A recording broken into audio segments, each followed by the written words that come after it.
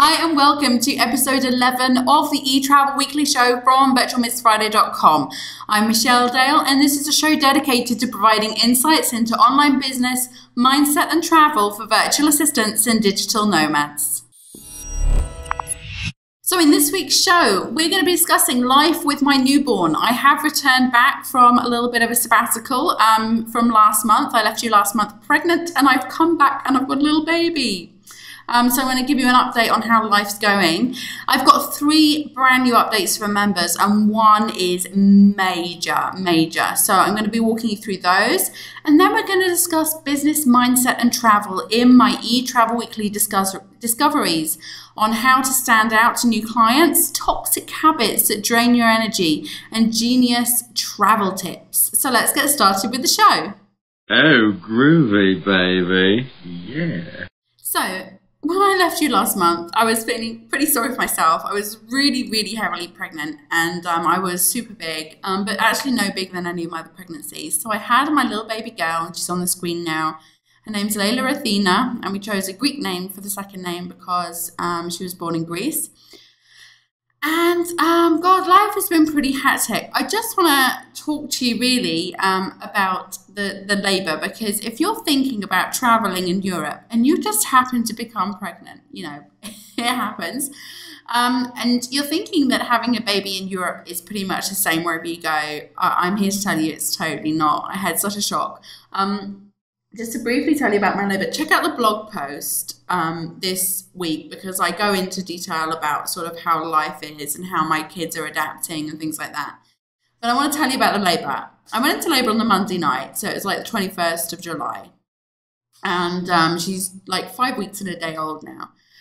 And I got to the clinic. I really desperately wanted a home birth, and I tried everything that I could to get one, but because of all sorts of legal reasons here, I wasn't able to. So I had a home birth in England, in the UK, and I had a hospital birth, a public hospital birth in France. But I went to a super nice private clinic here in Greece, and I have travel insurance for expatriates. So it's not a travel insurance, but it's basically a medical insurance for people who travel and live a lifestyle, and it's with a company called Cigna. So I had my insurance, so I thought I might as well go and get the best sort of clinic I can if I have to go into a clinic and can't do a home birth. So I had a fantastic doctor. Okay, don't get me wrong. The doctor that I had, his name's Dr. Thomas Papathomas. I don't know how that worked out. But his name's Dr. Thomas Papathomas. And he delivered my baby, and he was with me throughout my pregnancy once we got back to Greece from Egypt when I was about 5 months, 6 months. So, I mean, he was really excellent. And he was with me at the clinic and everything was going okay. And I was in this room and I knew things were a little bit off because, you know, I had 2 babies before, but I was sort of put in this room. And then I had this horrible enema. It's the first time I've ever had one. I never had one with my other kids, and they just kind of did that, which was a bit of a shock. And then they like had to hook me up onto all these monitors and things like that to listen to the baby. I mean, it was pretty stressful.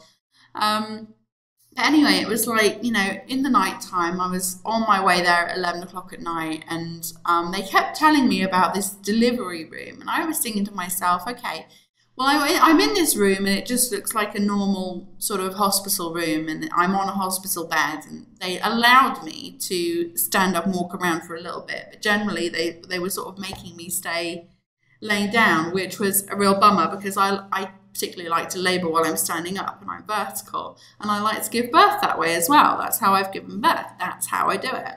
And I have particularly large babies. I mean, Layla was 9.7 pounds. So I have these particularly large babies and I need gravity to kind of help me along. So I was in this room and I stayed there for hours and hours and hours, and they kept telling me about this delivery room. You know, like, we're going to wait until you're ready and then we're going to take you down to the delivery room. And in my naivety, I was thinking that the delivery room was a better place. I thought it was maybe going to be this kind of place where, you know, it was kind of away from everybody and a little bit sort of quiet and, you know, calm, and maybe a little bit of music in there, who knows, and a nice sort of area where I could just kind of bring my baby into the world. And I'm pretty holistic and spiritual as well. So, you know, I was really hoping that that was it, you know, and I was so far gone in labor, and, you know, I don't take any pain medication either. So when I have my labors, I always have them completely natural with no medication. So I have to use techniques to kind of work through the pain. And it got to the point where I was ready and I was going to be pushing, and they said, right, you know, we're going to take you down. So they stuck me in this wheelchair, and I thought, it's going to be okay because you're going to be going somewhere really nice now. And I arrived in the delivery room, and oh my God, I nearly died. I mean, I really literally nearly died. I was wheeled in, and first of all, there was this chair there which looked like some sort of torture device that people use, and they made me sit in this horrible chair where I was laying on my back and my legs were up. They put my legs up in these stirrups, and then they strapped my legs in these kind of leather belts, and it just really all went downhill from there, because I was feeling like I really wanted to push. And for a start, I was so upset that I wasn't vertical standing up. I was so upset that I wanted to be standing up, and that didn't happen. And then I was like, why do I have to have my legs strapped in? You know, and I'm getting ready to push here, and I'm in a serious amount of pain. And I'm going, why are you doing this to me? And I had no idea any of it was coming. And then, oh my God, thank God Dale was with me, my husband, because he was sat, you know, stood next to me holding my hand just with his jaw dropped open. Then they stuck a catheter in me, like, I'm about to push a baby out, and they just decide that they're going to go whoop and stick a catheter in me to drain my bladder. I've never had that happen before, and it was just like going from bad to worse. And there was all surgical instruments everywhere and scalpels and things, and it was not the kind of environment I was expecting to have a baby in. Anyhow, after, you know, a couple of pushes, she came out in about, you know, 2 really good strong pushes, although the doctor said it was one, you know, one kind of really long one. I had to stop and take a breather in between. She was arrived in the world, and then she was like whisked away. Tubes were down her throat and her neck, and she was being flushed out. And like my husband was like, oh my God, is this really necessary? Because really, we've never ever had that done before. I mean, when I had my baby in England, my husband caught my son in his arms and, you know, was holding him immediately. And even in France, my husband couldn't be there because they wouldn't allow him in the hospital with my son, and we had no one to take our kid at the time, our son at the time. So I was on my own. And, you know, even in France, you know, when my daughter came out, they kind of immediately put her in my arms and, you know, sort of left her there for a while. But, you know, my baby was immediately kind of gone. And I just was like, I wanted to get out of the straps. I was completely strapped down. I couldn't move. They were doing all sorts of things to me down below. And it was pretty horrific. Yeah. So my advice, don't have a baby in Greece unless you like that style. It's definitely not my style.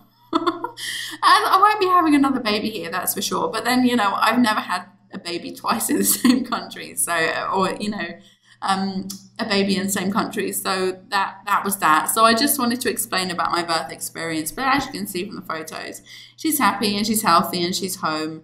And we're all just kind of muddling along right now. So that's that. So I wanted to tell you about that experience.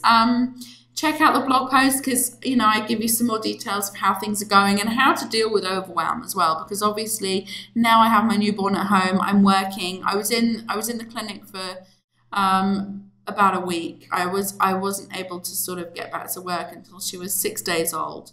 They let me out on the Friday and I had the weekend at home. And then I was back to work on the Monday. So if you want to know how I'm coping and how I'm handling all this back to work, business, baby, a 5 and 6 year old kind of stuff, then you can read my blog post. But for now, I'm going to introduce to you some changes that we've made while I've been away since last month.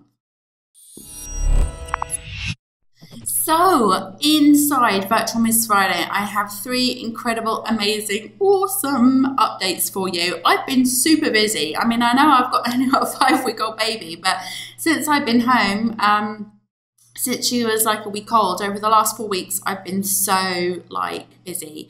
I've relaunched version 2 of the shoestring. For those of you who don't know, this year I put in place something for my members and the people who buy my programs and my products and things, to say that I'm going to update and revamp the programs, every single one. There's 6 altogether, 6 programs. I'm going to update every one every single year, and anybody who buys has those updates every single year. So this is like the gift that keeps on giving, and this is the first one I've done for this year, and it's a VA shoestring. This is version 2.0. And I'm just going to quickly walk you through these updates. So basically, we've got a brand new dashboard here. And this time I've added program modules and a intranet and consultation recording. So the consultation recording was already in there before, but we've got brand new program modules, which are here. So these have all been totally revamped, renamed. So, you know, you've got all sorts to dive into here.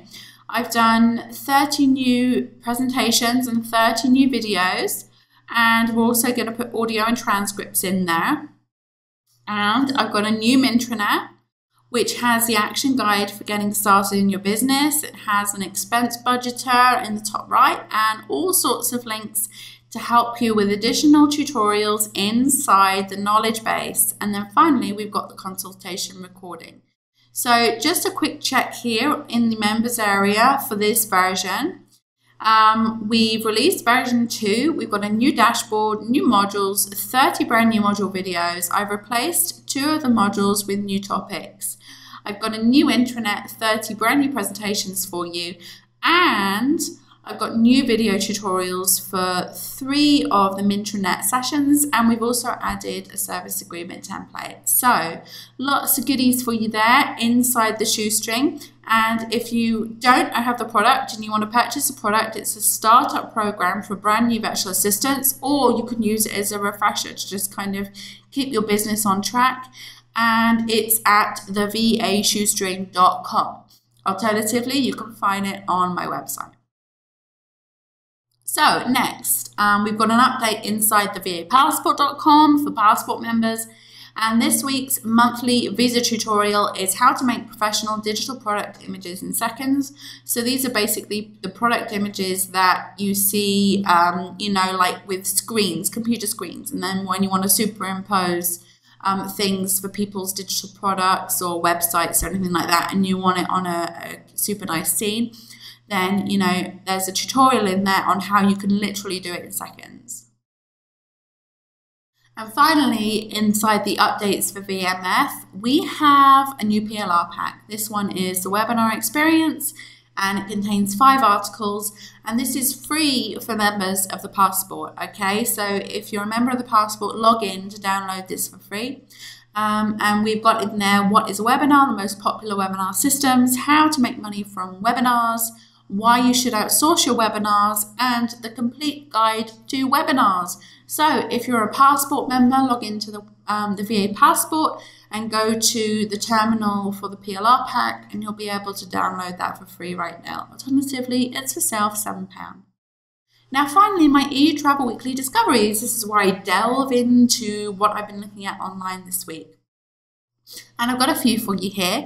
The first one is about standing out and finding great new clients. Now this is on Copyblogger, and they've geared it towards writers, but this is applicable to VAs or anybody who provides a service online. And these pointers were so on the money, I just had to share it.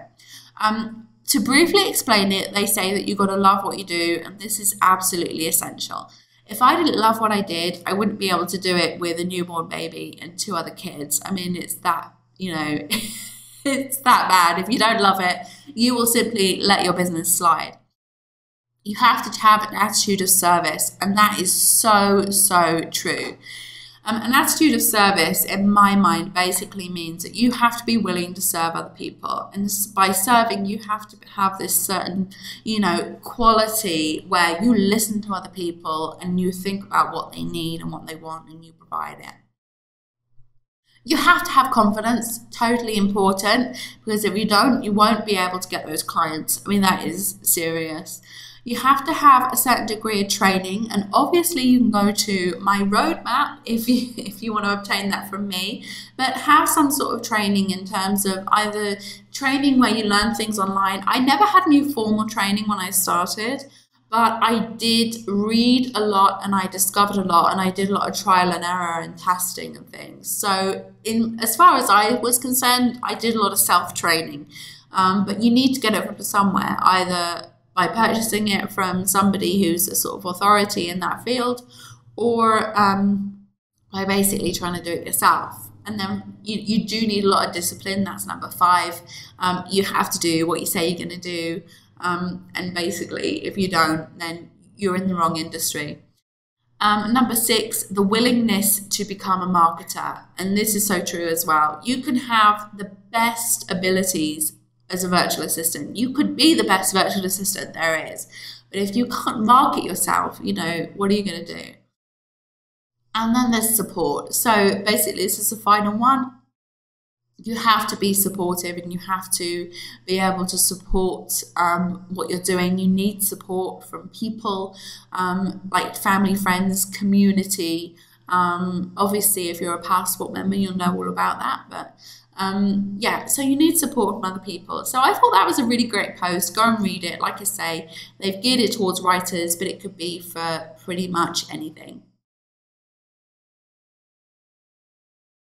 Okay, so moving on to 10 toxic habits that drain your energy. This is an article on mindset, and it's from the Mark and Angel website, and you'll probably know by now that I do like Mark and Angel a lot.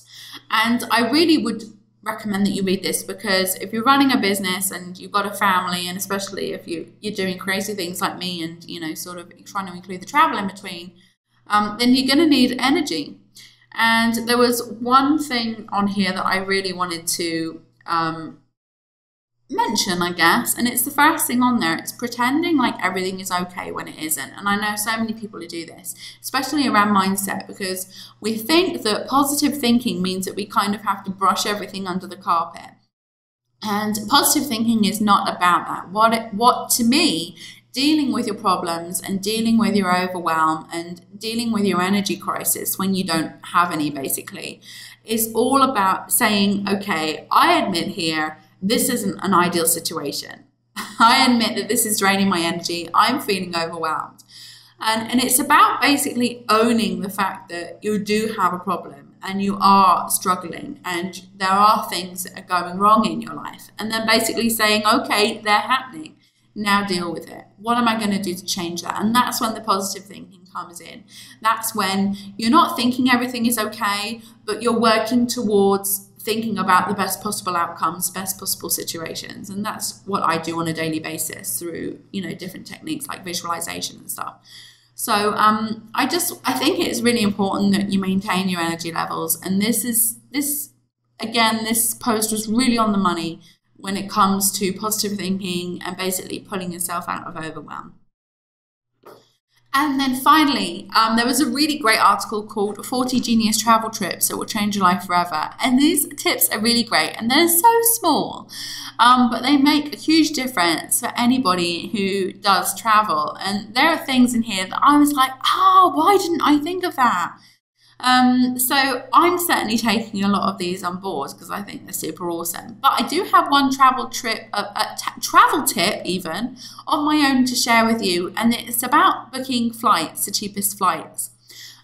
They did a study, and I've done this a couple of times myself. Once I realized they did a study on so many thousands of airlines. I think it actually worked into the millions, if there are a million airlines, but it was a hell of a lot of airlines. And basically their study showed that the best time to book a flight to get the cheapest rate is 60 days before the flight. Okay, so if you're going to book any flights or go anywhere and you want the cheapest rate on your flight, then book it 60 days before. Okay, I don't know whether that tip is in there, but I read it a couple of years ago and I've been doing it. So basically, that was really good. Oh, and I thought that 25 was really good as well, especially if you've got kids or a family. If you're reserving for 2 people, and like say you can do this if you've got a family of 4, you've got loads of extra space. Book a window seat and an aisle seat, and it's highly unlikely that a single person is going to book themselves in the middle. And that's if you're on a plane with 3 seats in a row, of course. So, and here's the one, that was it. Buy airline tickets 3 p.m. on Tuesdays. Okay, so now you know, buy airline tickets at 3 p.m. on Tuesdays and buy them 60 days before you're due to fly because it's likely to be the cheapest price. And there we have it. So that's all for this week. It's great to be back. I have missed you and I have missed doing these shows, but seriously, I needed that little bit of respite. Just to get my life back on track. But I'm back now and I shall see you in the show next week. And as always, I welcome your comments. Thanks so much. See you next week. Thank you so much for listening to this show. For more eTravel Weekly episodes, you can sign up for a free digital backpack at www.e-travelweekly.com, where I post the video, audio, and newsletter, plus all the links featured inside this week's show. You can also subscribe via YouTube at Michelle on YouTube.me or via iTunes at Michelle on iTunes.me.